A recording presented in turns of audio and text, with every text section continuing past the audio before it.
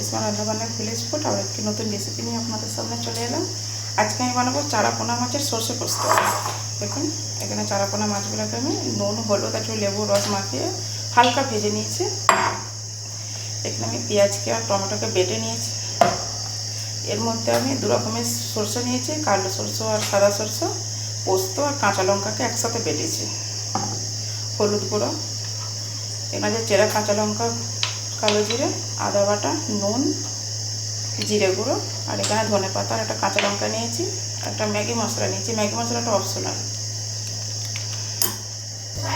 দেখুন কড়ার মধ্যে তেল আছে, মাছ ভেজেছিলাম, এতে আর কিছুটা সরষের তেল দিয়ে দিলাম।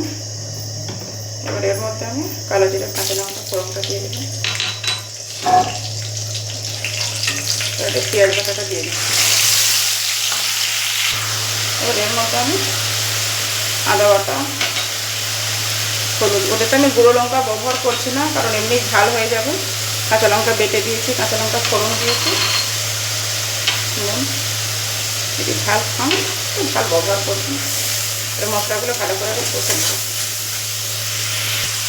এর মধ্যে আমি সরষে পোস্ত বাটাটা দিয়ে দিচ্ছি। দেখুন মশলাটা কষানো হয়ে গেছে। এবার এর মধ্যে আমি পানি দিয়ে দেবো। এটা ফুটলে এর মধ্যে মাছটা দেবো। দেখুন ঝোলটা ফুটে গেছে, এর মধ্যে আমি মাছগুলো দিয়ে দিচ্ছি।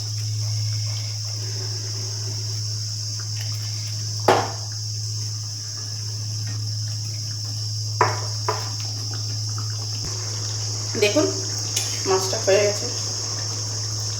এবারে এর মধ্যে আমি ধনে পাতা কুচি দিয়ে দিলাম অল্প। এবার গ্যাসটা বন্ধ করে দিচ্ছি। দেখুন একটা জায়গায় চেঞ্জ করে নিয়েছি। দেখতে কতটা লবণীয় হয়েছে দেখুন। খুব অল্প উপকরণ দিয়ে একটা টেস্টি রেসিপি।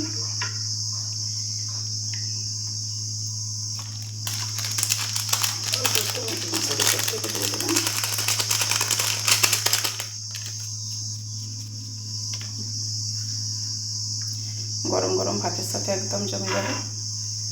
অবশ্যই বাড়িতে ট্রাই করবেন, কমেন্টে জানাবেন।